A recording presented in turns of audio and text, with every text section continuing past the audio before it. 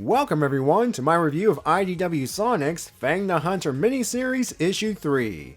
Once again, it's been a while. Unless you're watching this video in the far future after the miniseries is done. As usual with these reviews, I'll be giving my spoiler warnings here in case people want to bow out and read the issue before watching the video, which I highly recommend you do. No, seriously, there's a major revelation in this issue, and I will be revealing it in this review. So if you don't want it ruined, please bow out now, read the issue, and come back when you're done. If you have read the issue, or don't care about being spoiled in general, well then let's go ahead and recap the story so far, before heading into today's issue. Fang the Hunter's on a quest to find a rumored 8th Chaos Emerald, and he's dragging his two cohorts, being the Dynamite and Bark the Polar Bear, along for the ride. After reaching a dead end with Sonic, they travel to Angel Island, hoping Knuckles might know something. There was a brief struggle as Knuckles captured Bean and Bark, and him and Fang go at it. In the end, it was all for nothing, as Knuckles doesn't know anything about the 8th Emerald as well. Fang had one more possible lead, and it brought the trio to Neutrogic High Zone, the setting of Knuckles Chaotix. Their mere presence attracted the attention of Dr. Eggman. Good thing too, or else they would have drowned. Meanwhile, Sonic and Tails are investigating a mysterious battleship that appears, attacks, and disappears without a trace. And they witness the event with their own eyes. Tails hopes to come up with something to better track the ship based on the data he's gathered. And with that, on with the review. Like before, I'll start with the Sonic and Tails portion of the issue, since they only appear on a couple of pages. Tails is working on his little tracker, while Sonic is getting a bit impatient. He badly wants to go out on this adventure, and he's agitated to the point that he cannot even take a nap. Good news, Sonic! Tails is done with his tracking doohickey. The bad news is, he has to install it on the tornado before they can leave. Sorry, Sonic. And that's it for these two in this issue. We rejoin the actual stars, the Fang Gang, as they're currently imprisoned in a Schrodinger's capsule from Sonic Mania Plus. Schrodinger's capsule, the name coming from PC files, is a play off Schrodinger's cat, the quantum mechanics theoretical experiment that results in the cat being both alive and dead. Again, theoretical, the experiment was never actually performed, so you can rest easy, cat lovers. How it applies to the capsule is, at the end of Angel Island Zone in Encore mode, Sonic will come across Mighty and Ray imprisoned in it. Once he frees them, he can only choose one of them to be his partner. The chosen character will be the genuine article, the other will reveal themselves to be Heavy Magician in disguise. The point is, until Sonic chooses either Mighty or Ray, both could be considered real and fake at the same time.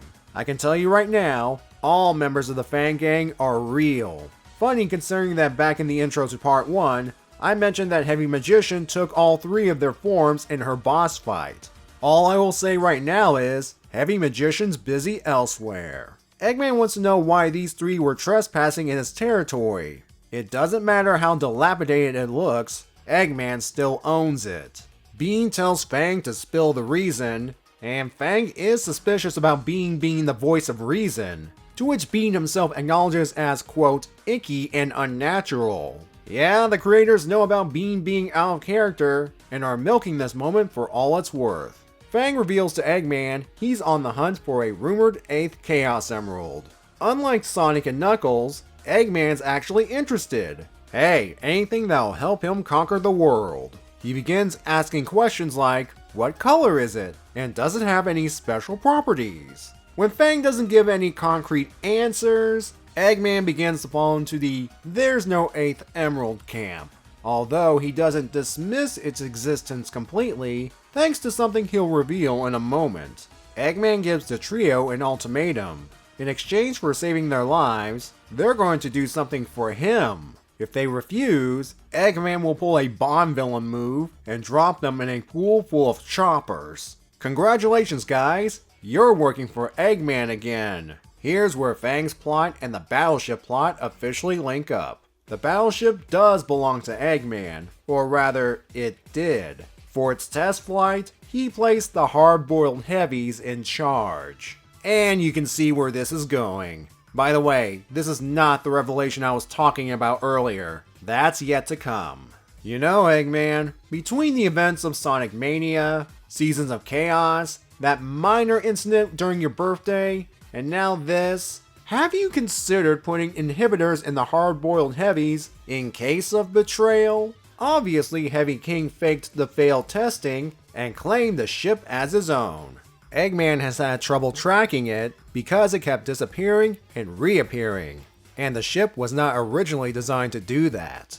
And Fang figures something mystical like an emerald would have the power to do something like that. So here's what Eggman wants the Fang gang to do. Find the ship, bring it back to him, and if a mystical gem is involved, give it to him.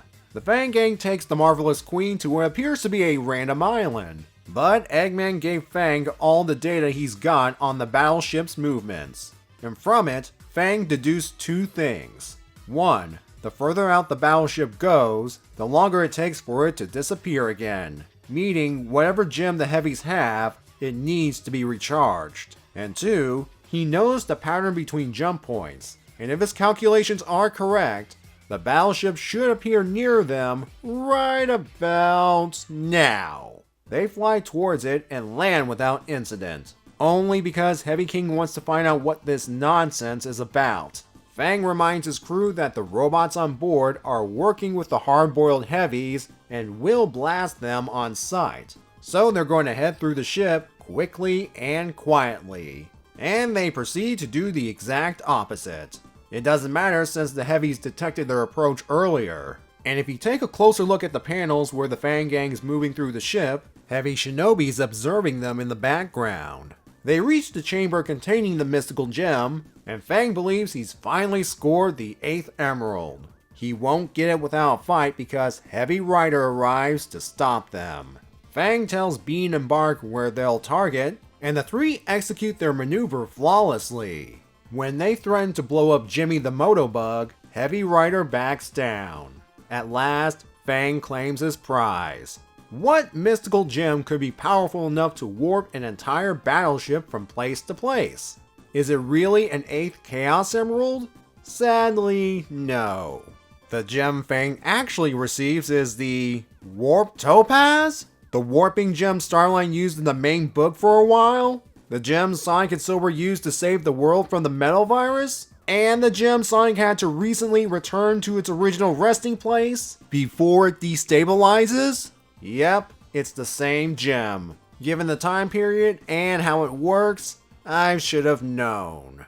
As the remaining hard-boiled heavies start showing up, they explain that Eggman tasked them to find some mystical gems, and they found the Warp Topaz in an island cave. Since it doesn't do anything unless something powers it, there was no need to report it to Eggman.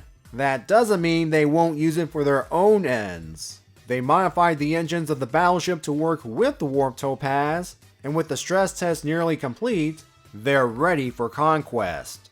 Fang wonders if they ever found an 8th emerald during their search, and Heavy King says it doesn't exist. Something Fang's starting to realize. Face it, Fang, this whole 8th emerald quest is starting to look like a waste of time. Well, since Fang didn't find what he was looking for, he wishes the hard-boiled heavies good luck, wants to pretend this encounter never happened, and hope they'll let him, Bean, and Bark go. He's even willing to hand back the Warp Topaz in good faith. But seeing as the Fang gang already know too much, Heavy King won't let them leave or live. Part 3 ends with the Fang gang surrounded by the hard-boiled heavies who are ready to strike. If it isn't obvious by now, the big revelation is of course the Warp Topaz appearing in the classic era. I was genuinely surprised when I read the issue for the first time, and found that our favorite swirly warping gem was responsible for the ship appearing and disappearing. I thought after the 900th Adventure Special got rid of that thing for good, no one on the comic staff would want to touch that thing as a concept ever again. And yet here it is in the hands of the hard-boiled heavies. That thing is like a bad penny in the IDW Sonic verse. I'm getting Phantom Ruby vibes here. in that we see a gem affecting events in two different eras. I mean, as far as we know, the Warp Topaz only affects space, not time. I know people will bring up the Chaos Emeralds and the Master Emerald, but I'm referring to the singular oddball magical gems that don't have Emerald in the name that have appeared in the franchise. Going back to the Warp Topaz's surprise appearance, this brings up a couple of possible theories, so let me put on my tinfoil hat and address them. The first theory is, if the classic era is 100% the past of the modern era, which the current Sonic lore dictates, then this is indeed the same gem Starline will find and will use to cause many of the events that will follow. Backed up by the fact that apparently, Heavy King was the one that coined the term Warp Topaz in the first place. Of course, that would mean the hard-boiled Heavy's plan will fail, and Sonic, Tails, and Eggman must not see it at this point. It also must end up back in the spot where it was discovered, assuming the place the Heavies found it is the same place Starline found it, as seen in the 900th adventure. Another possibility is the events of this miniseries may inadvertently catch the attention of a classic era Starline. Before you say anything, we've seen at least one classic era version of a comic character previously, Night the Owl, who appeared near the end of Sonic's driving lesson story. We still have one more issue to learn what will happen to the gem. For the record, when it comes to the classic era and the modern era, I'm on Team Singular Timeline. The other theory is more catered towards those who believe the classic era here is separate from the modern era due to the time travel shenanigans of Sonic Generations, an alternate timeline as it were, which means this is a completely different Warp Topaz that can be seen or used by anyone in this timeline. Given what I just said about the classic and modern eras, I doubt this possibility. But again, we have one more issue to see what happens. The character interactions remain goofy and in some cases, fascinating. Eggman clearly steals the show in the pages he appears in. I mean, look at his chair here. He is using a shell cracker to move around. That can only come from the mind of someone like Eggman. When the Fang Gang are not bickering among each other, they are surprisingly competent in battle, at least against forces that are not Sonic. They even managed to defeat a hard-boiled Heavy.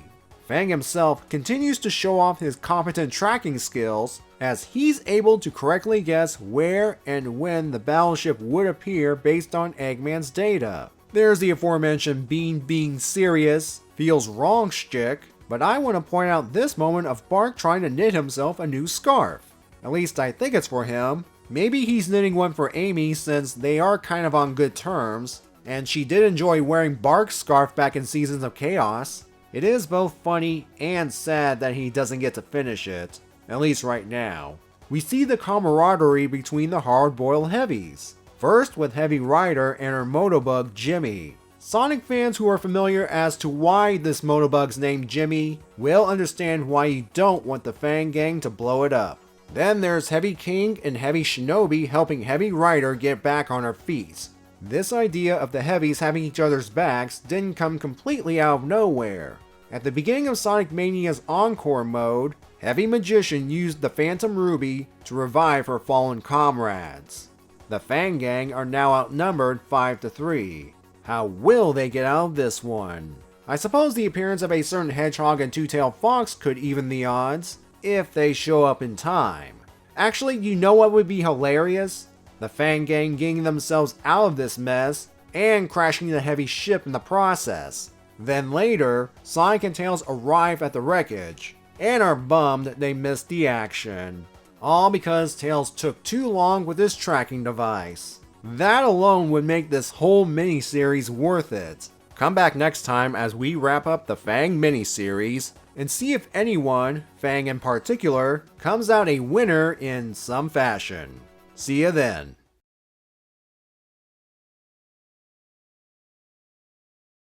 Every time I see panels like these, it always reminds me of levels from a non-existent game. So if there just happen to be any Sonic fan game developers watching this, would you by any chance create an airship level featuring the Fang Gang as playable characters? If you have the time, of course.